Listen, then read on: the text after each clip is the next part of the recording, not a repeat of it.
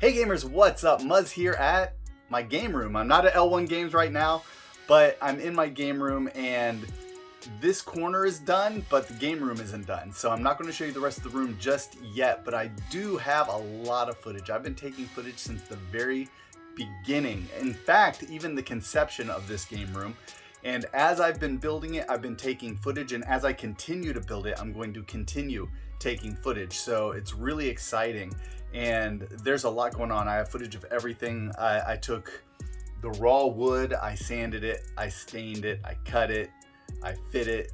I did all kinds of extra things to make this game room the best it could be to the best of my ability. I'm not a craftsman. I am not a construction worker. I'm a hobbyist builder at best.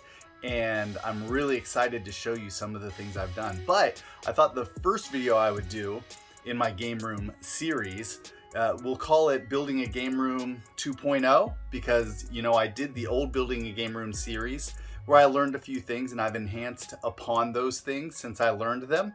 And if you haven't checked out those videos, go to my channel. You can scroll right down, in fact, and find a playlist that says Building a Game Room. And I think I did some really cool things there, and I think I've really done better this time. So it's definitely something to check out. And this video today is going to be just about how I'm actually storing some of the games in my collection. I decided that it would be a really good idea to start buying some of those plastic protective cases that you see, Retro Protect and all these different ones. And I found a guy on eBay who sells them at a very good price. And I'm really excited to be able to take care of my collection and properly store it. So this was kind of an opportunity to get started on that. And I started off with my 3DO boxes, my long boxes, because the boxes collapse and crumble pretty easily. And I wanted something that would keep them in shape. In fact, they even look better in the boxes than they do out of the boxes, which is crazy. So after those worked out really well, I decided to jump into 32X games, Nintendo games, Super Nintendo games, all my complete in box games. And then I thought, wow, like my N64 cartridges, they don't have spine labels, there's no way to display them. I've always just stacked them up. And I thought, man, if I put them in these boxes and then I label each box, I can put them in alphabetical order, I can display them.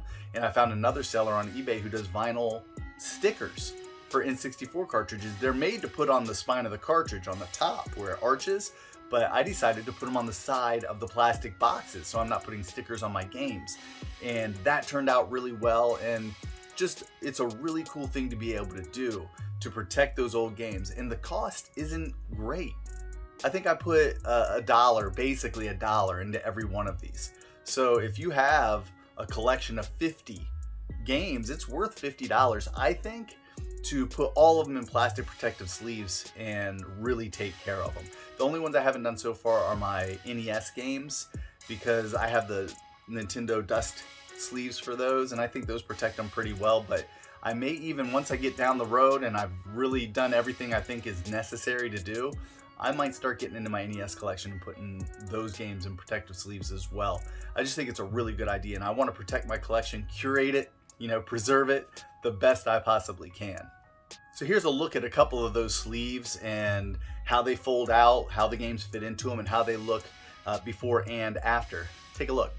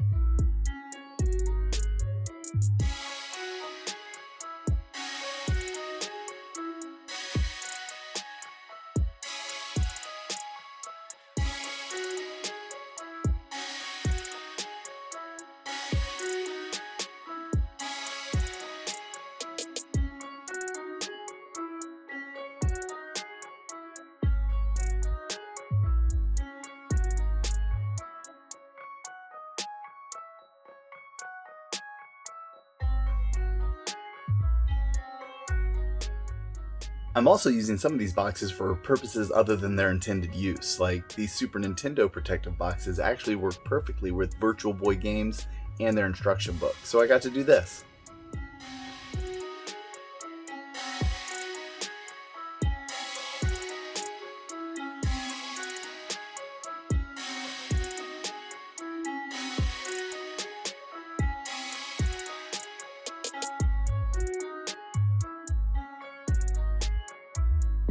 Next up, I'm going to start doing some of my Saturn games in these. I definitely have some Saturn, Sega CD games in my PS1 long box collection. I want to put all of those in plastic sleeves, particularly because those boxes are hard to replace. And even though you can order new ones, they're expensive. So I decided that those are the ones I want to protect next, outside of cardboard boxes. The cardboard boxes are, I think, the most fragile. And Sega Saturn, Sega CD, PlayStation long boxes, I think, are the next most fragile. So that's what I'm going to get a start on next. And as I do more of them, I'll show you guys, I'll share with you how I'm protecting my games and how I'm storing my games, because I think that's a really important part of having a cool game room. So that's it for now. Thanks for watching, guys. Stay tuned. I'm going to do an update for the store next. I have a lot going on there. And after that, I think I'll do maybe my first in the actual Building a Game Room 2.0 series. So I'm trying to get the footage for that worked out and shoot some preliminary footage talking about what I did and how I came to, the decisions I came to get everything started. So that series is actually going to be a lot of work, and I want it to be really nice. So I'm really taking my time in getting it started, and I will take my time in getting it done because I want to give you guys the best video I can. And I think it's going to be maybe, some of the coolest stuff I've ever shown you. So that's it for now. I got to go to work. So I will catch you all later. Thanks for watching. Please do subscribe if you haven't already. Hit the bell icon for updates for future videos. Follow me on Twitter at L1Games and on Instagram at L1Muzz. And I'm out of here. I'll catch you all later.